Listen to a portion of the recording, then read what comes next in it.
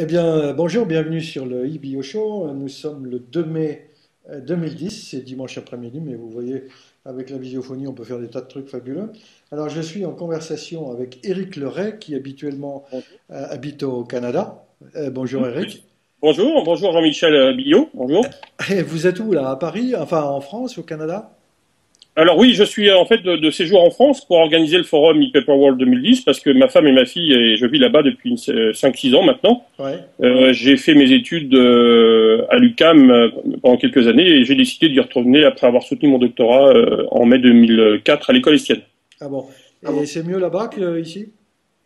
Non, je dirais, il y a une expression au Québec qui est très appropriée. Ça sert à quoi de transporter le mal avec soi si c'est pour partir, pour voir la même chose. Donc je dirais que c'est simplement, c'est un autre endroit, un autre lieu. On y a trouvé des choses intéressantes. Et puis j'avais surtout des contrats de postdoc, de recherche qui me paraissaient très intéressants. D'ailleurs, c'est ce qui m'a permis de me spécialiser sur le papier électronique parce que dans certains secteurs, ils sont à la pointe. Et puis il y a une qualité matérielle au niveau de l'encadrement de la recherche qui est très intéressante, ce qu'on ne trouve pas forcément dans toutes les universités françaises.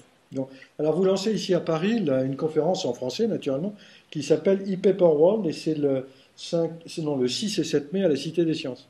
Tout à fait. Alors en fait, donc il y a eu une première édition le 30 septembre, 1er octobre à Montréal. Je précise que les interventions peuvent être faites en français ou en anglais. Hein, et on aura d'ailleurs une ou deux interventions en anglais, en particulier Newspaper Direct, qui est un spécialiste canadien de la distribution de presse en ligne. Mais bien sûr, quand on est à l'espace francophone, on essaye de valoriser la France. Mais tous nos documents sont bilingues la plupart du temps. Là, on n'a pas eu le temps pour le programme. De le traduire, mais on essaye de valoriser une dimension internationale, c'est-à-dire l'Europe pour la France et puis l'Amérique pour celle qui est organisée à Montréal. D'accord. Et alors, c'est la première fois qu'un tel congrès, parce qu'il y a tout le Saint-Frusquin qui est là, hein, qu'un tel Oui, congrès a lieu à Paris ou en France? tout à fait. Dans ce domaine-là, en tout cas, c'est-à-dire qu'il faut savoir que le papier électronique est un nouveau support. C'était le dernier élément de la chaîne graphique, donc à pas être numérisé. On parle du papier. Donc c'est le ePaperWorld, c'est le monde du papier électronique, hein, Forum international des livres électroniques, des applications et médias intelligents. Notre objectif, c'est de réunir les différents acteurs de la chaîne numérique, des auteurs aux lecteurs. Donc il est clair qu'il y a déjà eu des morceaux ou des salons organisés sur des thèmes qui sont liés bien sûr à ça. On parle de l'espace du livre numérique dans le salon du livre, il y a Intergraphique, il y a Demain le livre. Mais nous, on est le premier forum en fait à associer une dimension de réflexion par des débats et un salon professionnel où on essaye exclusivement de réunir des acteurs de la chaîne numérique. D'accord. Alors, j'ai regardé un peu tout le programme. J'ai une première question. Pourquoi Apple n'y est pas avec son iPad? C'est pas un e-reader, l'iPad, pour vous? Tout à fait, tout à fait. D'ailleurs, on l'a mis sur la pochette de notre documentation. En fait, c'est parce que ça tient à la politique de Apple. Maintenant, ils ne sont plus présents sur les salons professionnels, même leur propre Macworld. Il n'y a pas de présence de Mac. C'est leur Oui, c'est vrai. politique. Maintenant, il n'y a que 2 ou 3 personnes autorisées à communiquer en plus. Parce que j'ai eu la différents responsables en France de Apple, hein, en particulier la directrice de la communication. Ils trouvent effectivement que notre forum va tout à fait dans le vent. En plus, ils vont sortir leur iPad au grand public à partir du 7. Enfin, le lancement a été fait le 3 avril, mais ils ont parlé du 7 mai, donc ça tombe bien. Mais en fait, on est à la frontière entre deux technologies. En fait, notre forum réunit deux technologies. C'est-à-dire le papier électronique, c'est-à-dire la plus connue étant e-ink, mais il y a une dizaine de technologies. Donc, c'est la crystolytique comme la société Nénoptique en France, ou celle qui est représentée par Bookin.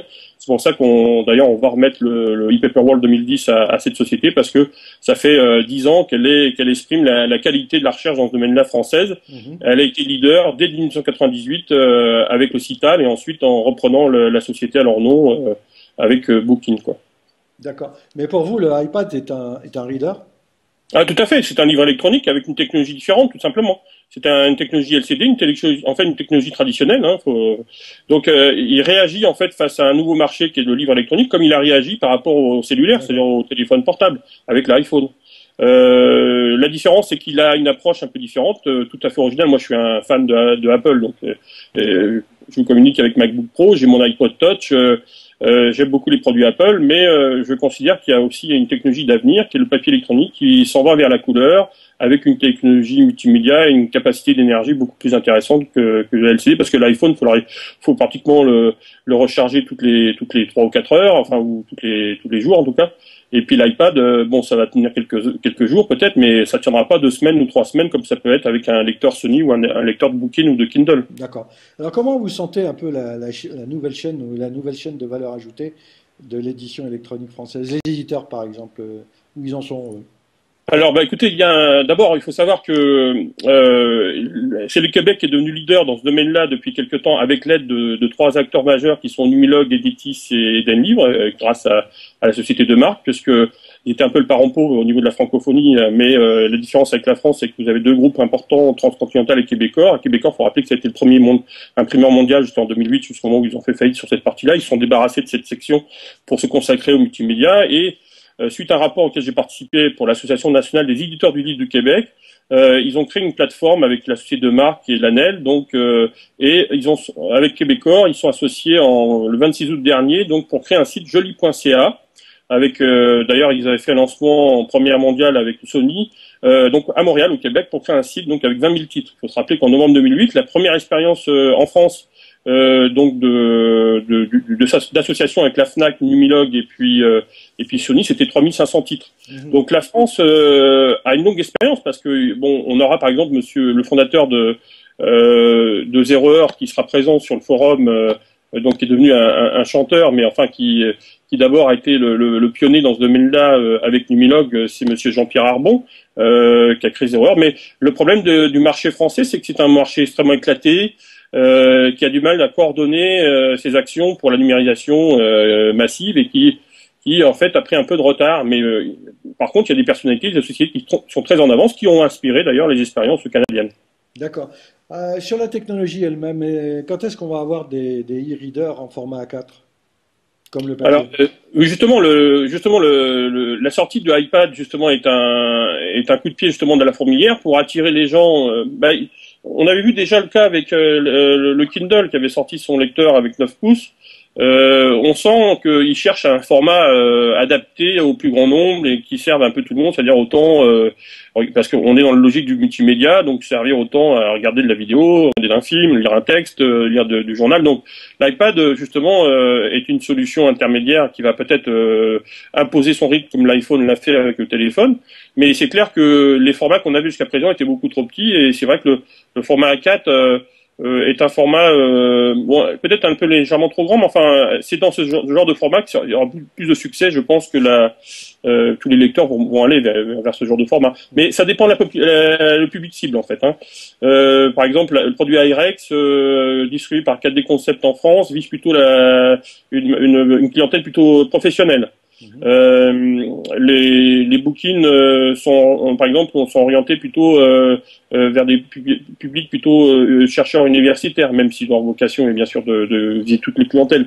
Donc il est clair qu'il y a aussi, en fonction des formats, des clientèles qui sont plus ou moins visées. Alors bon, après le marché va se faire, parce qu'il faut savoir que tout ça c'est quand même récent. Hein. D'accord. Alors vous, dans vos 2 journées là, à la Cité des Sciences, il y a à la fois des conférences. Oui. Il y en a, je crois, une petite vingtaine. Et vous avez aussi des panels, vous avez aussi des tables rondes avec des gens les plus intéressants et qui sont en fait dans le métier. Pourriez nous en dire un peu comment vous avez constitué tout ça? Alors d'abord, je répondrai comme mon interview a été sur Radio-Canada, c'est-à-dire que je présente le forum, c'est d'abord un forum où j'associe des professionnels avec des universitaires, ça tient à mon parcours personnel. Il faut savoir que je suis un ancien imprimeur, j'ai fait un BEP CAP imprimeur et j'ai fait l'école Estienne.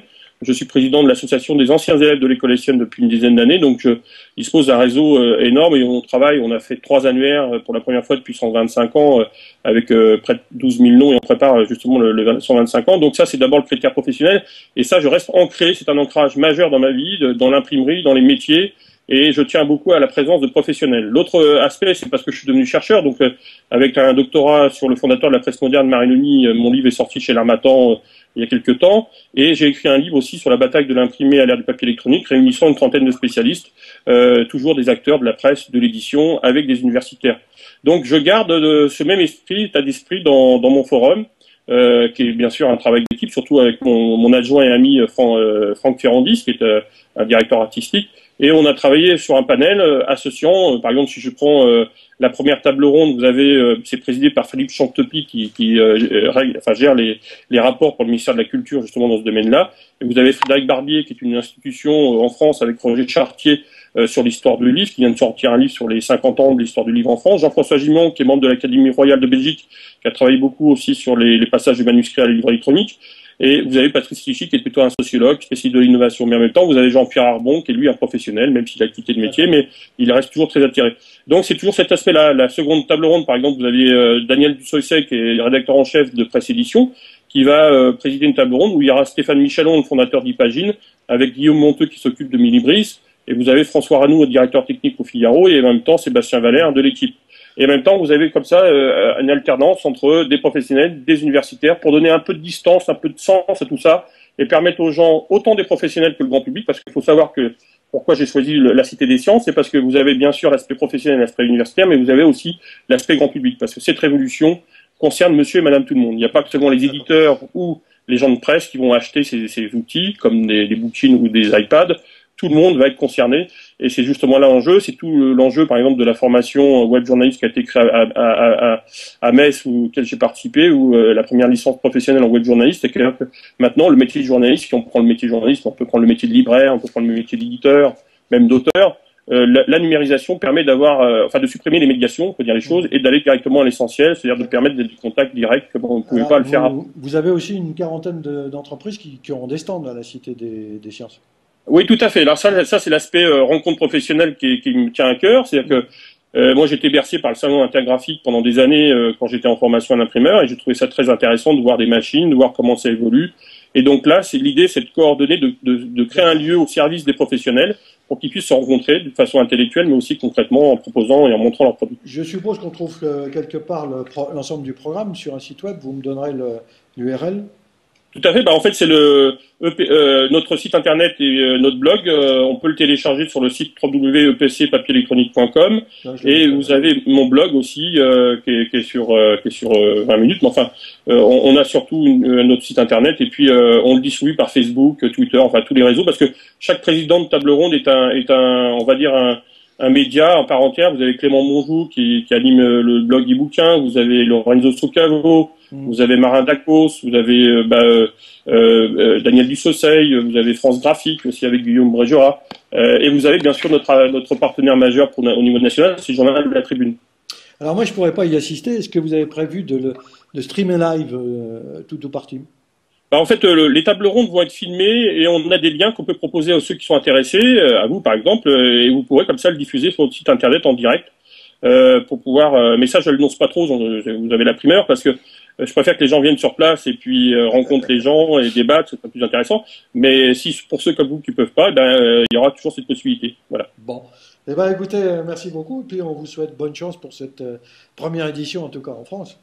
En tout cas, je voudrais d'abord remercier tous les partenaires qui m'ont suivi dans cette aventure, parce que vous savez, c'est quand même un budget, et puis donc il faut un peu avoir la foi. Mais enfin, rapidement, je voudrais remercier la Cité des Sciences qui suit, le journal La Tribune, Milibris, le laboratoire Lutin, Bookin, Nenoptique et Sony qui vont être partenaires, puisqu'ils vont donner un livre. Il faut rappeler que là, quand même, on va aussi se remettre des prix d'innovation. Il y a 3 prix professionnels et 3 prix du public. C'est-à-dire que les gens vont être appelés à voter pour récompenser, et on remettra le e-paper World de l'année.